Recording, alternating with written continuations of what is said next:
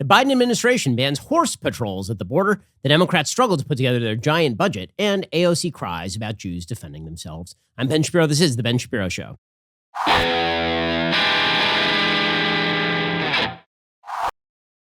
The Ben Shapiro Show is sponsored by ExpressVPN. You have a right to privacy. Defend your rights at expressvpn.com/Ben. We'll get to all the news in just one moment. First, here is your reminder that you are just paying a lot of money for your cell phone bill, like for no reason at all, because you're using one of the big cell phone providers, right? You want the great coverage, and you figure you got to get it through one of the big providers. Only one thing, you don't. Stop paying for Verizon, AT&T, and T-Mobile's social initiatives. Stop paying for their thousands of retail stores across the country that you never go into. Stop paying for the added perks you never use. Pure Talk isn't going to charge you for any of that garbage. Instead, they give you killer 5G coverage on the same 5G network as one of the big guys for about half the cost. The average family is saving over $800 a year. So, what exactly is your excuse? I made the switch. You can too. Keep your number, keep your phone, or get huge discounts on the latest iPhones and Androids. You can get unlimited talk, text, and 6 gigs of data for just $30 a month. And listen, if you still want unlimited data, you can get it and still save a fortune. Head on over to puretalk.com, shop for the plan that's right for you. They have a 30-day risk-free guarantee, so you literally have nothing to lose. Go to puretalk.com, enter promo code Shapiro. You will save 50% off your very first month.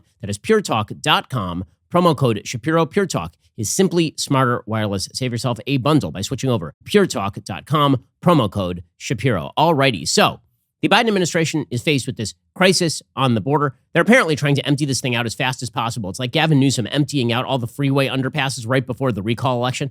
Right? All the homeless people are back, by the way. I'm in California right now, and I just went and checked under the freeway underpasses. They are all back because Gavin Newsom was not, in fact, recalled. So Joe Biden is doing the same thing at the southern border. Apparently, a lot of the southern border area under this Del Rio Bridge was cleared, but there's still about 5,000 people who apparently are staying there, according to Politico. A report from Renuka Ryasam over at Politico saying that things are winding down. There's still 5,000 people in the camp. That's much lower than the 15,000 person peak. Mexico has cracked down on the Acuna side, so it'll be difficult for more people to show up. I guess maybe by the beginning of next week, there'll be very few people left, if any, but it's still a zoo because there are so many people, it's hard for volunteers to keep up. He said, I met some asylum seekers at the airport. They said they would be sleeping on the bench. I gave them the number to the Haitian Bridge Alliance to see if they could help them find accommodations. They said there's nothing in a 100-mile radius.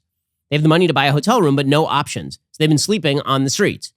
So things are obviously going really, really well over at the southern border. And the Biden administration has come up with a solution. They're going to blame it on the horses. So you remember, over the past several days, there's been this myth that Border Patrol is going around and whipping Haitian migrants, like whipping them, like taking whips and hitting them with the whips, like slave patrols or something. Well, as it turned out, those are called horse reins, and you use them when you are riding a horse. As I said yesterday, I may not be much of a cowboy, but I've seen enough cowboy movies to know what it looks like when you hit a horse on the flanks with the reins of the horse. Apparently, the Biden administration, however, has fallen full scale into the narrative that the Border Patrol here are the bad guys. And so they've decided there will be no more horse patrols. They're actually spending one of the parts of the Border Patrol that actually polices the border in the middle of a border crisis in order to satiate the idiotic media who don't know how horses work. Nick Miroff over at the Washington Post reports, the Biden administration has now directed U.S. border officials to suspend patrols by agents on horseback in the Del Rio, Texas migrant camp.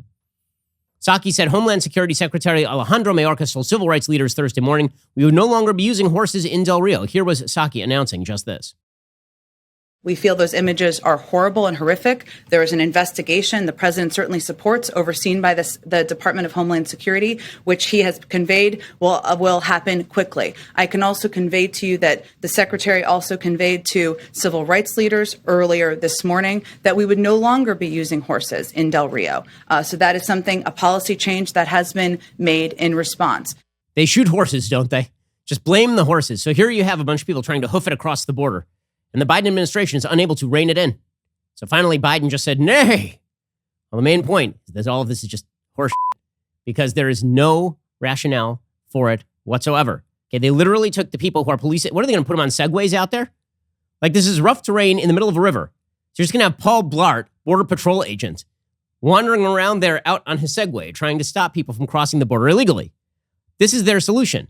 Because, of course, it is never about actually solving the problem. It is just about the political spin of the moment. This administration has no long-term vision other than just spending oodles of money and making lots of people dependent. They have no long-term strategic vision. Everything is just news cycle of the moment. And honestly, some of this is due to social media and just the nature of things, which is that if you just wait long enough, it will get out of the news, right? We still have thousands of green card holders stuck behind enemy lines thanks to the Taliban and the Biden administration, and no one cares anymore. We just forgot about them. They don't matter. Okay, it's not even the end of September yet. Okay, we only left like a little over 3 weeks ago, and everyone just forgot about the tens of thousands of SIV holders and the thousands of green card holders in Afghanistan, and the Taliban are taking over, and their leadership is saying we're chopping off hands again. It's, we're back. They're back and better than ever. The boys are back, and they're ready to chop off some hands. And the Biden administration is like, well, the news cycle moved on. And you know what? That was the plan. Their plan is always, can we delay long enough for people to forget about what's going on and move on to the next short-lived news cycle? That's always what this is. And so every answer from Jen Psaki is not directed at actually providing information. It's all directed at kind of these snarky little comebacks that don't make any sense if you think about them for 10 seconds. So for example, Peter Doocy is asking about the fact that there are a bunch of people who are being deported not deported, they're being shipped into the interior of the United States. There have been reports now from the Associated Press, from NBC News, that people are literally just being released into the interior of the United States, and all women have to do to be released is claim that they are pregnant, which means that the border is not actually under control. So Peter Doocy asks Psaki about this, and listen to her answer. And the entire media is like, slay, queen, because all that matters is the headline of the moment. This is what, by the way, the media couldn't stand it when it was Trump. When it was Trump figured that too. He figured, okay, I'll just do whatever I do, and 5 minutes later, the news cycle will move on. But Biden is taking advantage of the exact same effect. And because the media are a bunch of squirrels, and they just want to run after the next nut they see, they will... By this time next week, no one will be talking about the border crisis anymore. We'll be on to whatever the next thing is. Psaki knows that, so she can do these slay queen idiotic little lines that make no sense. Here we go. Are you suggesting you don't believe when women say they're pregnant? Is that a big issue, we think, at the border? I am not in charge of keeping the border secured. Do you guys think are. Pregnant women are posing a big threat to the border? You tell me. To the border communities? Is that a big me. issue? You tell me. I'm not aware of pregnant women being a big issue of concern to people at the border. That's not even what Doocy was talking about. What Doocy was saying is you obviously don't have control of the border. You're letting people in. You're not testing people for COVID. You're not testing people who claim they're pregnant so that they can just come into the country. So why exactly would we believe that you have any significant standards for how the border is being policed? And instead, Psaki's like, what do you have against pregnant women? You don't like pregnant women? Are you saying these women are lying about their pregnancy? Don't you know believe all women? Like, what in the hell are you talking about? That's not even the question. Like, if you ask her a question that doesn't fit into the neat little intersectional box, she just rams it into the intersectional box, and the entire media cheers like a bunch of crazy people. Meanwhile, you got this administration ripping its own Haiti envoy. So there's a special envoy to Haiti. The special envoy to Haiti quit because they looked at the Biden administration policies and they said, this is idiotic. Either you got to let people in or you got to not let people in, but you can't do this sort of half-assed routine. So Psaki just starts ripping her own Haiti envoy. Imagine if the special envoy to Haiti under Donald Trump had quit, and then Trump had gotten up and been like, that guy's an idiot. He doesn't know anything. He's the worst. It'd be like, look at him disrespecting members of his own administration. Look at that. What violation of norms. Here's Jen Psaki just doing this and everybody going, okay. Special Envoy Foote had ample opportunity to raise concerns about migration during his tenure. He never once did so. Now, that wasn't his purview. His purview was, of course, being the special envoy on the ground. His positions were, and his views were put forward. They were valued. They were heard. Different policy decisions were made in some circumstances. Oh, well, I guess that then it's okay. Like, there's no big deal anymore. Okay, in just a second, we'll get to the fact that Democrats on the border who actually have to live in these areas are still pretty ticked about all of this, and it has not, in fact, been solved. First, if you've been having trouble falling asleep or staying asleep, one of the best things you can do is start getting enough magnesium. You probably haven't thought about that. Don't run to the store and just buy the first magnesium supplement you find. Most magnesium supplements use only the 2 cheapest synthetic forms. And since they're not full spectrum, they're not going to fix that magnesium deficiency or help you sleep better. There are actually 7 unique forms of magnesium. You have to get all of them if you want to experience the calm, sleep-enhancing effects of magnesium, which is why I recommend Magnesium Breakthrough by Bioptimizers. You can simply take 2 capsules before you go to bed, and you will be amazed at how much better you sleep and how much more rested you feel when you wake up. For an exclusive offer for my listeners, head on over to www.magbreakthrough.com/Shapiro. Use code Shapiro10 to save 10% when you try Magnesium Breakthrough. And one more thing, for a limited time, Bioptimizers is also giving away free bottles of their best-selling products P3OM and Masszymes with select purchases. So head on over to www.magbreakthrough.com/Shapiro now. Get your exclusive 10% discount plus the chance to get more than $50 worth of supplements for free. Go check them out, magbreakthrough.com/Shapiro. Use code Shapiro10 and save 10% when you try Magnesium Breakthrough. Okay, so even Democrats are looking at the Biden administration and saying this is ridiculous. Democratic Representative Frederica Wilson, who until now was most famous for wearing crazy hats, she says Haitian immigrants are showing up because they hear that the border is open.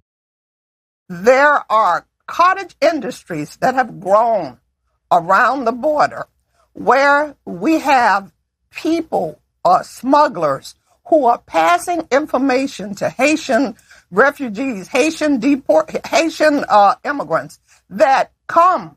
The border is open, so they have saved their money. They have paid. Yeah, that is Frederica Wilson, a Democrat from Florida. Democratic Representative Henry Cuellar is saying the same thing. He's saying, listen, remember that time when they sent Kamala Harris down here and she was supposed to solve everything? It turns out Kamala Harris has never been able to solve a single thing. You point out these tens of thousands of Haitian migrants that we know about in Latin America, possibly making their way north, hoping to get to the border between Mexico and the U.S. In the wake of Vice President Harris's trip to Latin America, what do you think the impact has been? Has anything changed? Without due respect, no. No.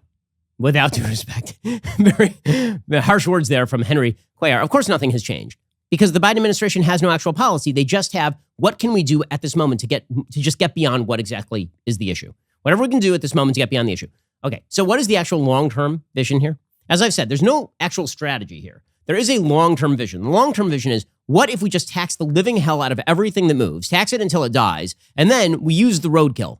What if we just do that? We'll just tax everything that moves, and we'll spend ungodly amounts of money effectively nationalizing half of American industries through regulation, right? Either overtly nationalizing industries or by expanding things like Medicaid and Medicare, or actively using regulation to the extent that effectively the government has prevented you from all of your property rights being exercised, right? The right to property is not merely the right to own a thing. It is the right to dispose of that thing. It is the right to use the thing. If the government gets rid of many of the sticks in the bundle of property rights, effectively, it is no longer your full property. This is part of Joe Biden's actual proposal, right? You will not be in control of your own economic freedom. You will not be in control of your own economic life. And he justifies all of this with just pure idiotic, envious class warfare. So he tweeted out again today. It's just his shtick. He is just Bernie Sanders now. Quote, "Folks, I don't want to punish anyone's success, but those at the top have been getting a free ride for far too long. We're going to change that."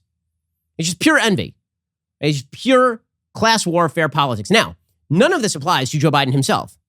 According to a report in the New York Post, quote, "Republicans say a new nonpartisan report indicates President Joe Biden improperly avoided paying Medicare taxes before he took office, raising eyebrows and the possibility he now owes the IRS as much as $500,000 in back taxes. Biden is leading a Democratic push for a $3.5 trillion bill to subsidize childcare, education, and healthcare by targeting tax avoidance. But a House Ways and Means Committee draft of the bill would end an accounting trick apparently exploited by Biden and boost IRS funding for audits." According to Jim Banks, who is the chairman of the Conservative Republican Study Committee from Indiana, Joe Biden wants to raise taxes by $2.1 trillion while claiming the rich need to pay their fair share. But in 2017, multimillionaire Joe Biden skirted his payroll taxes, the very taxes that fund Medicare and Obamacare. According to the criteria provided by the congressional research to my office, he owes the IRS and the American people hundreds of thousands of dollars in back taxes. Every American should know about Joe Biden's tax hypocrisy. By the way, it doesn't just apply to Joe Biden, it also applies to Hunter.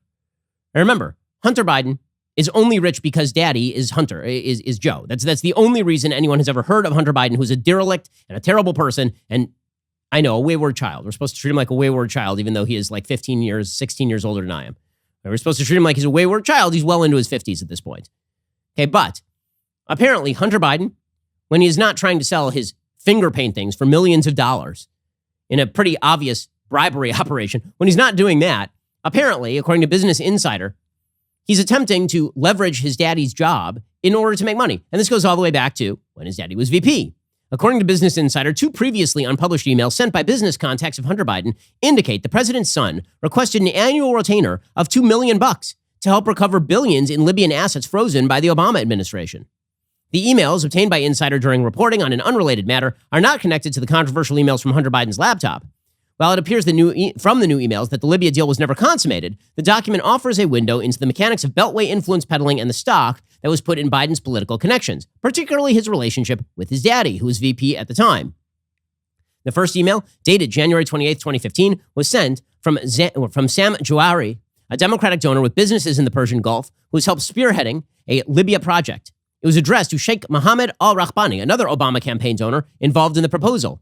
In the email, Jahouri is frank about what Biden would bring to the table and what he says Biden wanted in return. Quote, per phone conversation I met with number 2 son. He wants $2 million per year, retainer plus success fees. He wants to hire his own people. It can be a close circle of people for confidentiality. His dad is deciding to run or not. His positives are he is chairman of the UN World Food Program, son of number 2 who has Libya file, access to state Treasury business partners, Secretary of State John F. Kerry, son, and since he travels with dad, he's connected everywhere in Europe and Asia. He has said he has access to the highest levels in PRC and can help there as well. His negatives are that he is alcoholic, drug addict, kicked out of the U.S. Army for cocaine, chasing low-class hookers, constantly needs money liquidity problems, and many more headaches. We should meet in G-Strad or London to decide next steps. So, that's a pretty accurate summing up of everything related to Hunter Biden. But again, the rule is you can be rich and you can influence peddle and you can be corrupt as all hell as long as you proclaim that you are for the socialist ideal of complete redistribution of income. And that's the whole shtick. Because the more that Democrats claim that they are for redistribution of income, the more they hope to change the nature of how American government is done, which brings us to the budget. We'll get to that in just 1 second. First, let us talk about a simple fact. You don't want to go to the auto parts store. Who wants to go to the auto parts store? You stand in line forever. Finally, you get to the front of the line. When you do, they finally ask you a bunch of questions about your car. You answer them, and then they're like, we don't have the part. We're ordering it online.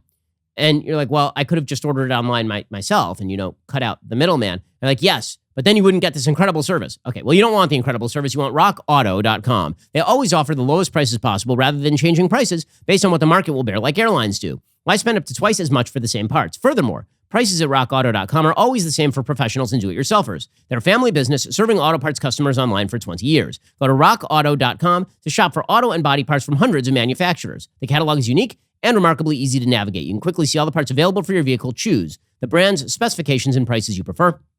Head on over to rockauto.com right now. See all the parts available for your car or truck and write Shapiro in their How Did You Hear About Us box so they know that we sent you. No reason to go to the auto parts store anymore. Instead, just do everything online at rockauto.com and make sure that you mention that you heard about rockauto.com on the Ben Shapiro Show. Okay, so meanwhile, the White House is still struggling to iron out its budget differences. According to Politico.com today, Democratic leaders' efforts to infuse momentum into turbulent negotiations over President Joe Biden's social spending plans are falling flat so far with key players on Capitol Hill. As Congress hurdles toward a crucial week that could make or break Biden's agenda, centrists and progressives remain largely unmoved from their entrenched positions. That leaves Speaker Nancy Pelosi days away from a vote on a $550 billion Senate-passed infrastructure bill without a clear path to passage. So you remember that there is this bipartisan infrastructure bill. The kind of bare bones infrastructure bill passed by the Senate is $550 billion. Moderates are demanding that she hold the vote because she promised she was going to do that. Progressives are calling for delay, and they're vowing to tank the legislation as long as they don't get their giant social spending bill, the $3.5 trillion spending bill. Representative Lou Correa, Democrat of California, says, you're witnessing democracy in full bloom. Everyone wants to be heard and acknowledged. Nancy's a magician. Well, we're going to find out. Pelosi and her team hope that projecting progress in the talks, both with a framework of financing mechanisms announced Thursday and plans for the House Budget Committee to mark up the still unfinished package this weekend, will satisfy progressives enough to back off their threats. Pelosi says, we'll take it one day at a time. I'm confident that we will pass both bills. But of course, there's no guarantee that in the Senate, the giant $3.5 trillion bill is going to pass if infrastructure does pass. Right now, the progressives are saying, we will hold up infrastructure to get our $3.5 trillion bill. And the moderates are saying, pass our infrastructure, and we're still not going to vote for your $3.5 trillion bill. So that is an impasse. Senator Manchin says, we don't have any idea what they're talking about. It sounds good if they're all working towards something to present to us after all the conversations yesterday. I haven't seen it. An aide to Senator Kristen Sinema of Arizona, she said, unclear what Chuck Schumer's referring to. We've seen nothing. We haven't signed off on anything. So basically, Pelosi and Schumer are trying to just ram this through with happy talk. Even with next week's vote looming, Democrats' path forward is murky at best, says Politico, with moderates and progressives locked in a public standoff over Biden's two spending priorities. Earlier in the day, Pelosi and Senate Majority Leader Chuck Schumer delivered a cryptic announcement that they, along with the White House, had agreed to a framework of options to pay for their social spending ambitions, an effort meant to show forward momentum in the stalled negotiations. House Majority Leader Steny Hoyer said, I think having a framework will add more confidence to people as to what we're planning on doing. One of the big problems is people aren't sure what's going on. House Budget Committee Chair John Yarmuth later announced Democrats' plans to mark up the massive package on Saturday, admitting it would be more procedural than substantive because the bill isn't even done yet. Republicans can force symbolic political votes, which would drag the process out for hours, but the budget panel can't make any binding changes. There's still no budget scorecards from the Congressional Budget Office, which are necessary in order to even pass this thing through reconciliation. The framework announcement came after Pelosi and Schumer emerged from a meeting with Treasury Secretary Janet Yellen and White House advisor Brian Deese and Congress's top tax writers. Democratic leaders were mum on the details, refusing to say whether a spate of financing ideas will allow them to move forward next week with either their up to $3.5 trillion spending package or the bipartisan infrastructure plan. So it looks like kind of a mess at the moment. Right now, again, the moderates are saying we are not spending this much money, and progressives are saying we're not going to vote for the bipartisan bill. Meanwhile, Bernie Sanders is cheering this framework that still has not been revealed. He says Democrats could pay for this whole thing and absolutely make sure they follow through on Biden's promise to not increase taxes on families making under $400,000 a year. He says the truth is, it's not hard to come up with approaches to do away with the tax cap and to demand the wealthy and large corporations pay their fair share of taxes. You could do a lot more than $3.5 trillion. Once again, Bernie only cares about spending other people's money. And he himself has that third lake house, so he's pretty secure. So what exactly is this framework on tax hikes that we are talking about right now? According to the Washington Post, the first word of a potential compromise arrived earlier Thursday when Pelosi and Schumer said the party had worked with the White House on a menu of options, but the reality is a little bit more complicated, reflecting instead that talks continue on some of the thorny issues.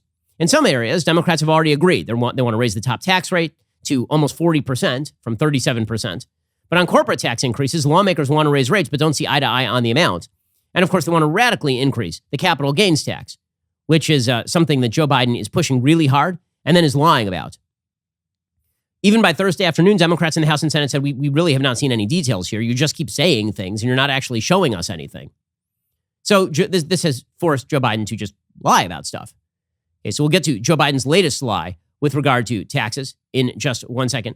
First, let us talk about a simple fact. If you need an education, you need to go to a college that is going to actually mirror your values, right? That is going to share things that are important, eternal values that matter. Grand Canyon University is one university that does this. The Ben Shapiro Show is proud to be supported by GCU, an affordable Christian university, one of the largest, fastest growing universities in the country. Located in sunny Phoenix, Arizona, GCU is ranked top 20 for best college campuses in America and offers over 275 engaging academic programs with over 240 online. GCU integrates the free market system with a welcoming Christian worldview perspective into its academic programs so you can put your faith into action and help transform communities. In 2020, GCU students received over $290 million in scholarships, with many attending GCU for less than the cost of a state university. You can find your purpose at GCU. It is private, Christian, affordable. Visit GCU/myoffer and see what scholarships you qualify for. I've visited GCU. It is just a gorgeous campus. The students are wonderful. Many of the faculty members are just terrific. Go check them out right now. GCU.edu/myoffer. See what scholarships you qualify for. Alrighty, so what exactly is Joe Biden's plan here? His plan is to just lie. So Biden and the Democrats have now put out a report suggesting that the wealthiest 400 families in the United States are paying an average income tax rate of just 8.2%.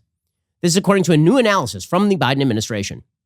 Well, there's only one problem with that, which is just it's not true. Like, it's not true at all. How do they come to that 8.2% number? Well, they lie. The analysis estimated billionaires paid 8.2% of their income between 2010 and 2018, including on forms of income that go largely untaxed. So in other words, they are saying that billionaires paid 8.2% of their income. They're defining income as stocks, as bonds, as capital gains. Now, as anyone who knows anything knows, capital gains are not in fact income. By this metric, you can pretty much skew any stat ever, right? You can say that Bob down the street, who's paid no capital gains on the incremental increase of the value of his home, he's paying a far lower income tax rate than you thought he was paying. The analysis by economists from the OMB and the White House Council of Economic Advisors drew from publicly available data and said the disparity is driven largely by how the tax code treats income generated from wealth, such as income from stocks whose worth increases over time, rather than wages which are immediately taxed. Yes, that's correct, because we do tax income from wealth and investment differently than we tax income from wages. Why? Because wages become wealth. You already paid tax on that. So we're already double taxing you, right? You got paid by your company. You then took your money and you put it in your 401k, or you went out and you got an E-Trade portfolio and you bought a bunch of stock. Now Nancy Pelosi and Biden and Schumer, they're saying, well, you haven't really been taxed enough on that, have you? It's like, well, wait a second. I already paid tax on that. I haven't even sold my stock yet. What are you talking about? If I never sell my stock, by the way, I have not realized the gain or the loss. Of course, you shouldn't be taxed the same way on income that you are on investment. Now, one thing that Joe Biden is attempting to cash in on is the fact that most people in the United States are wage earners as opposed to people who are entrepreneurs or investors. But if you remove the incentive for entrepreneurs to be entrepreneurs and investors to invest, you will get less investment and less entrepreneurialism and more wage base. There's more security in not taking the risk than there is in taking the risk. Nobody ever thinks about the sort of unforeseen economic consequences of this sort of stupidity. Okay, so let's talk about this for a second. Why we tax these two forms of income differently. The reason we tax capital gains differently from how we tax, for example, employment income is because employment income is very secure. You're taking no risk. You get paid a wage. The people who work at my company know that the check is coming every 2 weeks, right? They know the check is coming. They've taken no risk because they're walking into work and they are doing their job and they are getting paid. On the other end of the spectrum, those of us who are owners of the Daily Wire have taken a significant amount of risk. We've put our own money in, for example, or we took lower salaries in order to start the company, or we took out mortgages on our homes, or we went and we got somebody else to take the risk by putting money in, but then we took on the burden of having to pay those people back over the course of time. None of my employees have to pay back our investors over the course of time. They're employees. So, of course, it's amazing. People will talk about the excess profits to be earned, for example, from investment and innovation and entrepreneurialism. No one ever talks about the excess losses. Okay, most people who take risks fail. A huge majority of people who start in the restaurant business end up not in the restaurant business. Their restaurants go under. Nobody ever talks about the fact that when you talk about the average profit of investors, the average profit of those are the people who stay the investors in a business. Or the entrepreneurs, right? Oh, look at the rate of return for entrepreneurs who succeed. You never talk about the people who go bankrupt. Okay, we try to incentivize risk-taking because if it were not for the risk takers, if it were not for the entrepreneurs, if it were not for the people who invest their money, if it weren't for you investing your money in the stock market, right? And providing capital so that businesses can use that to hire people, no one gets hired. Employees do not exist without employers. Employers do not exist without risk-taking and investment and innovation. And if you cut all of the benefits of innovation and investment, you may as well turn everybody into a wage earner. The problem is then there's no one left to pay the wages. This is why we tax these two forms of income differently. So Biden wants to conflate the two. He says, how is it possible for millionaires and billionaires that can pay a lower rate of tax than teachers, firefighters, or law enforcement officers? Again, teachers, firefighters, and law enforcement officers are wage earners. This is not any sort of degradation of what wage earners do. They do unbelievably important work. They also are not the people who own the company and take the risk of having to forfeit their house if something goes wrong on the job. The worst that happens to somebody who's a wage earner, I've been a wage earner in my career also, right? I've worked for companies where I was not an owner in the company. And the risk that I took is that the company went under, but that risk didn't attach to me. It was just I would have to go find another job or that I screw up at my job. But if I've leveraged my entire life in order to start a business, that's a bit more of a gamble, is it not? So Biden is hoping that because so many people are employees as opposed to employers, then we can have the employee base tax the employers. And it was often said in the 18th century, 19th century by political philosophers that the moment that you could essentially have people tax other people to pay for their benefits, then the entire system would collapse. That's what Biden is betting on. The more he makes people dependent, and then that dependency is paid for by people who are not those people, the more you can get people to vote for that kind of stuff. And it's all well and good until the entire system collapses. It's all well and good until there is no one left to do the innovation. The Biden administration says they want the wealthiest Americans to, quote, pay their fair share. Their proposal includes raising the income tax bracket for the wealthiest Americans back up to almost 40% from 37%. By the way, the United States has one of the most progressive income tax rates in the world. Right? The rich pay way more taxes than people at the bottom of the spectrum. The bottom 50% of income earners in the United States essentially pay zero income tax. The top 10% of income earners in the United States pay virtually all of the income tax in the United States. The top 1% pay something like 40% of all of the income tax in the United States. So Democrats agree that we'll raise the taxable income, but they also want to include capital gains for households making more than $1 million each year at the same tax rate, 39.6 instead of 20%, doubling the tax rate on capital gains. However, among Democrats, there's still some disagreement.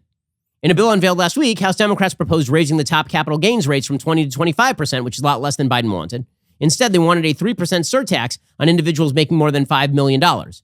It didn't address wealth passed from generation to generation. Democrats want to tax you for passing on your wealth to your children, which is one of the reasons you care about earning additional wealth. You think that if I didn't care about passing on wealth to my kids, I would continue working as hard as I do? I want to pass on wealth to my kids. I want to give charity. I want to invest in my employees. I want to invest in our business and grow it. I think it's important. Remove all the incentives. And hell, I mean, if you're maxing out what I can give to my kids, I may as well take them on vacations and spend all the money now before I die. Biden has vowed not to raise taxes on those making less than $400,000 a year. He's lying about that too. He's already raising all sorts of quote unquote sin taxes. Okay. All of this comes as the White House is gambling with a government shutdown. Right? They are so committed to the idea that they can spend us into a new way of life that they are preparing for a government shutdown. Because let's face this, the government shutdown is entirely avoidable.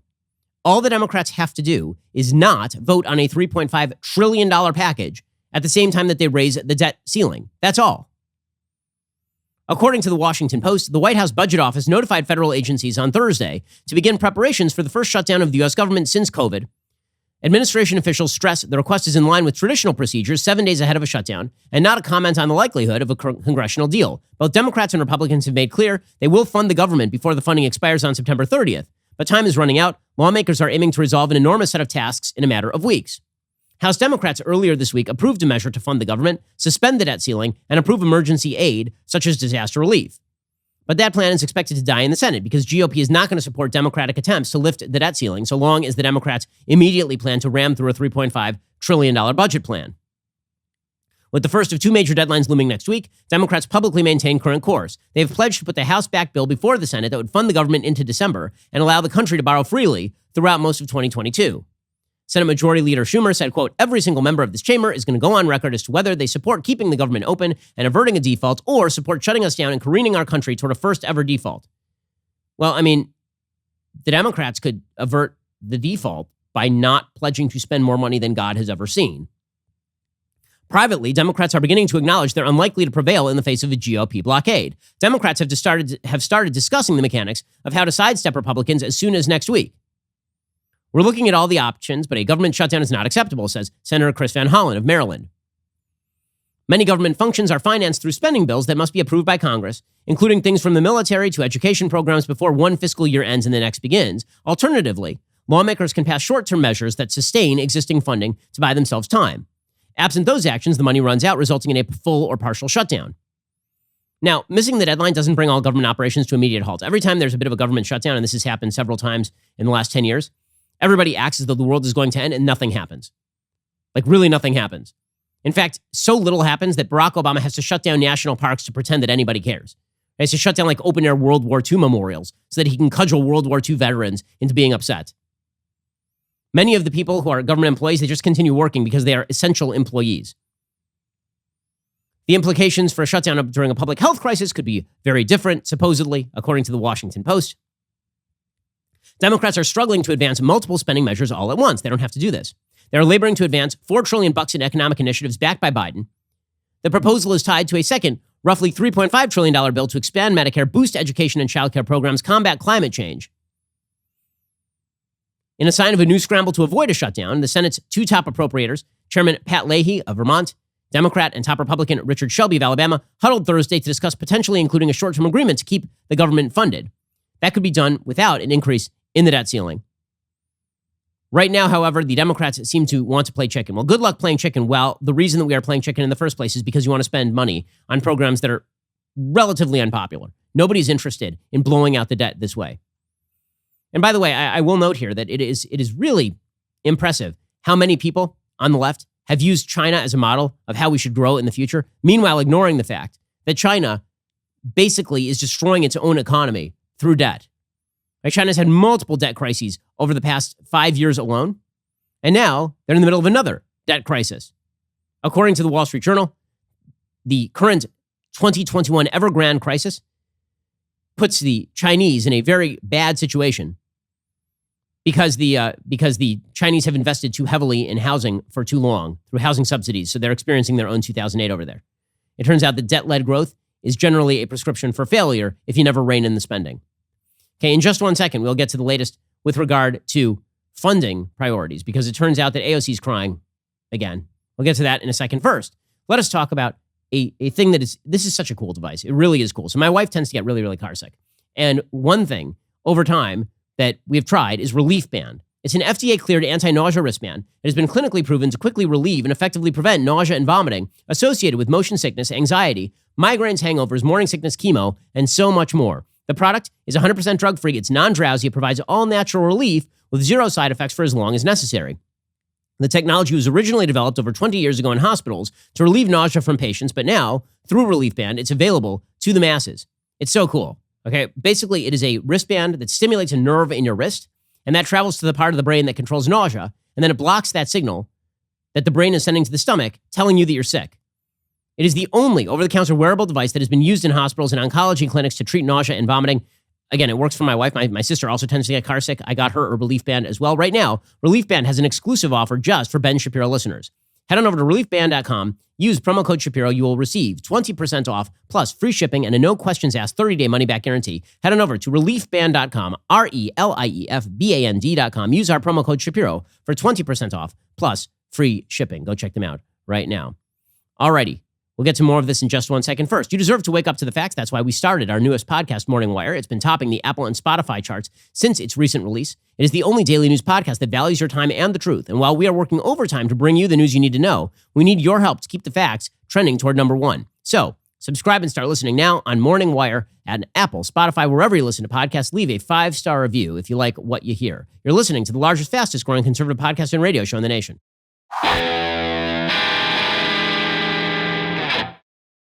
Alrighty, meanwhile, just a reminder that the squad is garbage. Just there, it's filled with terrible people. So over the past 48 hours, there was an attempt by the Democrats to push Republicans to basically push forward spending bills by including in spending bills things like funding for Iron Dome, which is the Israeli defense system. And the squad voted it down. Like members of the squad who were in favor of increasing the spending, Republicans voted against it because they didn't want to increase the spending period. Democrats were in favor of increasing the spending. They just didn't like Israel, at least members of the squad. So Rashida Tlaib, who's just the Hamas in the, like, she's just a terrorist representative, apparently, in the American Congress, because that's all she does, just stand for Hamas. So she went out there and she said she was very upset that now the Democrats brought up, correctly, a separate funding bill for $1 billion for Iron Dome, which is a purely defensive technology. And Rashida Tlaib said she didn't want any funding for war crimes.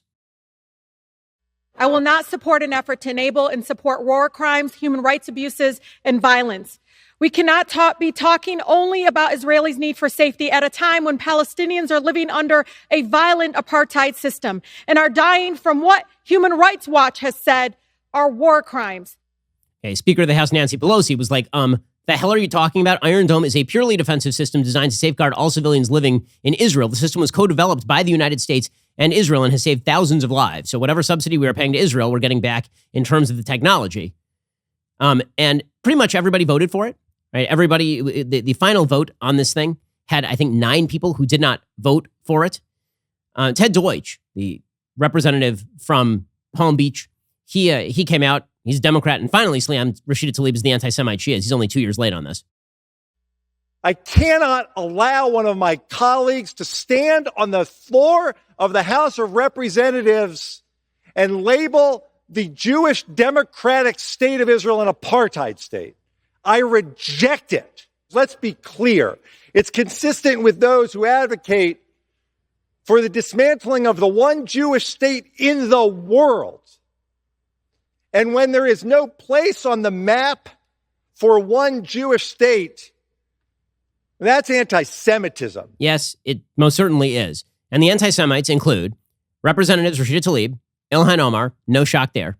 I mean, they're just openly allied at this point with Hamas. Ayanna Pressley, the Ringo Starr of the squad. Cori Bush, the BLM congresswoman from Missouri. That's also not a shock because the BLM organization is openly anti-Semitic. Andre Carson, Marie Newman, Jesus Garcia, and Raul Grijalva. And one Republican, Representative Thomas Massey, who voted against because he votes against pretty much every funding bill. And that is why Massey voted against it, not because he's anti-Israel, just because he doesn't like pretty much any funding. AOC is the one we should focus on here. So originally, the vote came around, and AOC voted against funding Iron Dome. Then AOC backed off of it because, as always, she is just cosplaying the revolution. That is all. She wants to be seen as radical, but then when it comes right down to it, she just wants power and money. That's all she wants. AOC. She wants to run for Senate in New York.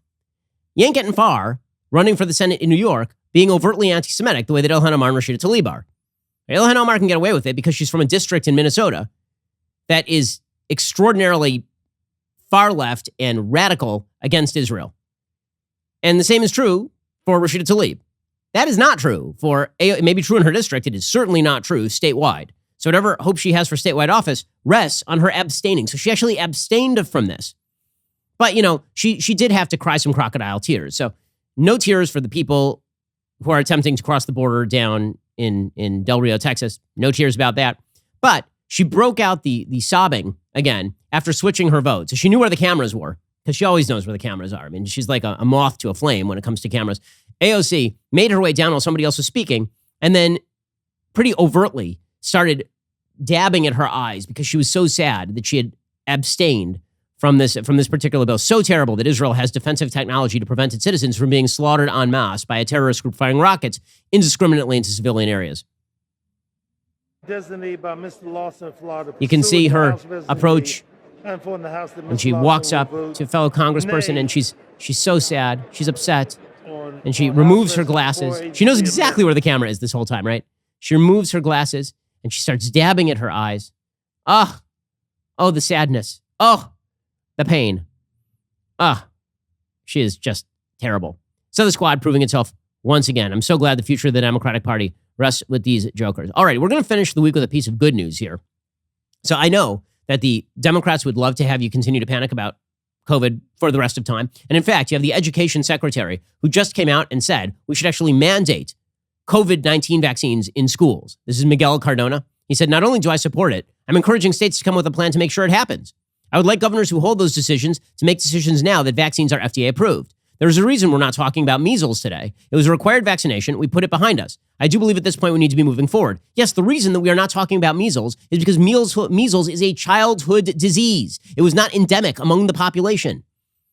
The basic notion that if you mandate vaccinations for small children with regard to COVID, that you're going to wipe out COVID is silly. There's not a single scientist who believes this is the case. No one believes we are getting to zero COVID. Okay, but now we're talking about mandating for small children these vaccines, which, again, it is one thing to say for adults who have a higher risk that they ought to be thinking about taking the vaccine because the risks from COVID outweigh the risks from the vaccine. But when you're talking about the risks of COVID to small children, the risks are so unbelievably minute that you're talking about gradations of risk, and maybe a little bit of long-term testing might be a little bit better. Like, we can barely get the CDC and the FDA to agree on who should get booster shots at this point who are adults. And here you have government actors suggesting that we are going to mandate vaccines for children with regard to COVID-19, again, with regard to a disease that kids are just not dying from in large numbers. And in many years, there have been more deaths, like half of the past 10 years, there have been more deaths from the flu than there have been from COVID over the period of COVID. And yet you have the Democrats continuing to push this stuff. Gavin Newsom, the once and future governor of California, he says that a vaccine mandate is still on the table for kids. We want to continue to be vigilant. We want to continue to lean in. We still have a lot of work to do. I worry about a winter surge. And so, yes, it's now back on the table to get our kids vaccinated, 12 to 17. We're not seeing the numbers we're seeing for other age cohorts. The decision will be made over the course of the next few days. We have a lot of partners with 1,050 school districts in the state of California, the largest school system in the United States. But it is true, our health director said it today, that this is on the table. It's being debated, and over the next few days, we will come out with. I'm sorry, this is ridiculous. This is ridiculous. Okay, but I told you I'd end with some good news. Here's the good news. According to the latest UK data, other countries actually have data. We don't bother to do data in the United States. We just have our FDA and CDC pretty much just pull shit out of their ass, and they don't have any rationale for it. Okay, here's the data from the UK. You ready? Long COVID symptoms are higher in the control group than in the COVID positive group for young children at 12 to 16 weeks post-infection. So you're more likely to have long COVID symptoms in a control group than in the COVID positive group for kids post-infection. Not only that, the woman who created the Oxford vaccine now says that COVID is unlikely to mutate into a much deadlier variant and will eventually just cause something that looks like the common cold. So there's your good news, is that we are pretty much at the end of this thing, but they're not going to stop the panic because the panic is how they get things done. Alrighty, we will be back here next week Make sure over the weekend that you check out our brand new episode of the Sunday Special with Brett Weinstein and Heather Hying. They have a brand new book out about evolutionary biology, which is verboten in leftist circles. You're definitely going to want to read the book, and you're really going to want to listen to the podcast. I think it's fabulous. It's really just a fascinating conversation. And we'll be back here later today with an additional hour of content. First, you can't forget to end your week by checking out The Andrew Klavan Show. Drew's shows every Friday. He's got an exciting evening planned for you as always. So head on over to dailywire.com, 7 p.m. Eastern, 6 p.m. Central. Tune in. I'm Ben Shapiro. This is The Ben Shapiro Show.